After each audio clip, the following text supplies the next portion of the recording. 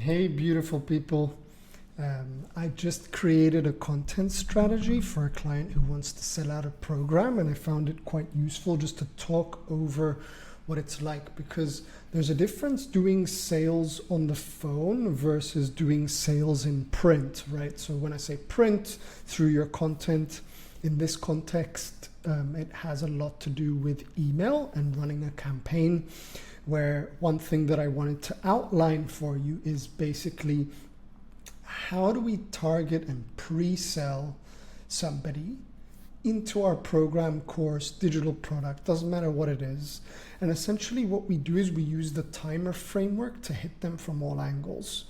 Now, when we look at a sales cycle, we get all sorts of objections, right? Like, I don't have time, I can't get a job, this is too expensive for me, it takes too much effort, and all of that. Now, essentially that falls within this little tiny framework called timer. So time is how much time you invest, waste, or save when you're buying into something, right? Doesn't matter what it is. Identity is how you feel about yourself, how you perceive your own self. Money is how much money you invest, spend, waste, whatever, by doing that or not buying into something. The energy is how much energy you invest or waste. And then the reputation, which is my favorite one, is how others perceive you. So, for example, with Toyota versus Honda, I think it was, when they came up with sustainable cars, they outperformed them by a 2-to-1 because of reputation, right? Like, even though somebody isn't green and isn't recycling, they want others to perceive them as being sustainable and healthy, right? So Toyota marketed that reputation standpoint against Honda or whichever competitor they had, and enabled them to outperform because others perceived people who drove a hybrid car as more green. So there's a little bit of context for you. Now, in this case with my client, he's a recruitment consultant who helps people get jobs. So what you're going to see is this as a prime example, but it fits in any sort of category that you want. So we list out any objections that people have. Like I said earlier, if I'm thinking of myself as the recruitment consultant, what would their clients say if they were thinking about opting into the program? I don't have time, I feel like shit because I can't get a job, this thing is too expensive for me, I've been burned by other courses, it takes too much effort, maybe I feel ashamed that I'm jobless for this long, and the list goes on. Now, all of these fall within the timer buckets that I've explained above, one way or another. So if your school group is set at X per month, we simply want to point them to that about page that has to do with setup and not strategy, but had to leave him a note there. And then here's how we break it down. So number one, we want to write some content that has to do with the time objection. That could be an email about how much time they invested in a useless course or trying to figure things out by themselves. They can either figure this out on their own and spend hundreds of hours doing it, or invest once in a compact implementable program that gives them the path to their next job. Now the choice is yours. Now you see how we're pre-selling by pre-handling the time objection? Let's move on to the next one. So with identity, here's a scenario. How many nights do you go to bed thinking, I never get the job I want, I don't feel like myself, and your savings are running dry? Instead of feeling down, you want to feel happy. So we're getting into their head here about their own perception of their identity, right? And there's something, when we write content, there's sort of like what's known and spoken is I don't have a job, but what's known and unspoken is what you tell yourself at night, right? I'll never get the job. My savings are running dry. It's speaking to the heart instead of the mind in terms of how we shift identity. And you want to perceive yourself as the winner that you are. Imagine what it would feel like for yourself to get that job. How would your entire life change? And then we can shift into selling the program. Money.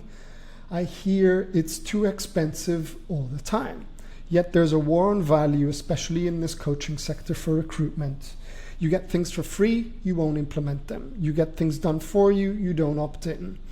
But all it takes is a mere amount to get the job you wish once and for all, which is a fraction of what you're going to make in your lifetime.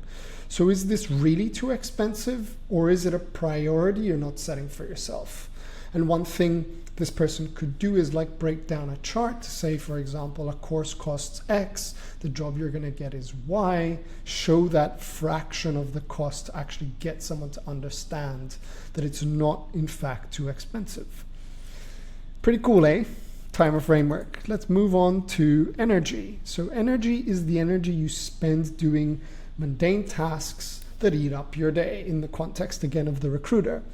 Getting a job is a job in itself, because you end up applying to meaningless applications where you're one of many, and you go to meaningless networking events instead of utilizing energy where it's supposed to be utilized. Imagine you had put in less effort to get a bigger result.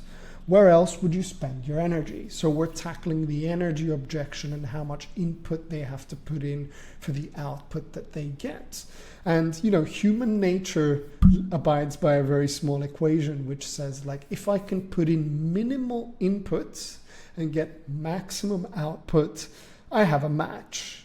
And people love that match. And anything that doesn't abide by this equation usually results in objections.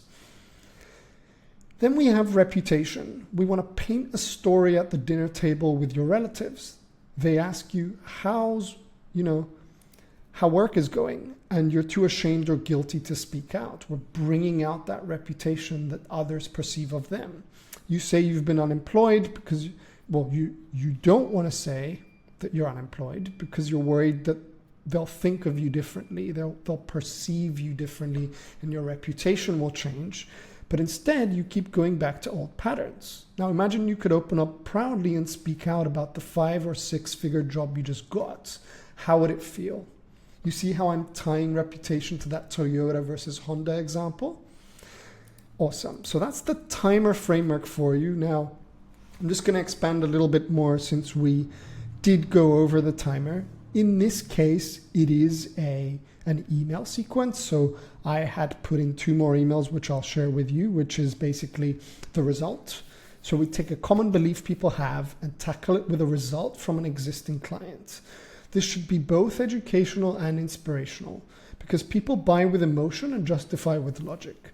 So we want to make sure there's a hero's journey so they can see themselves in that journey. You know, show them what life is like after they've achieved the outcome with stories or visuals or screenshots, and share a clear before and after as an outcome, right? And I always tell my students and clients, I'm a big Golden State Warriors fan. You don't want to be Steph Curry, right? Steph Curry's the MVP shooting threes in the spotlight. You don't want to say, I helped this person do this and me. You want to be Coach Kerr, right?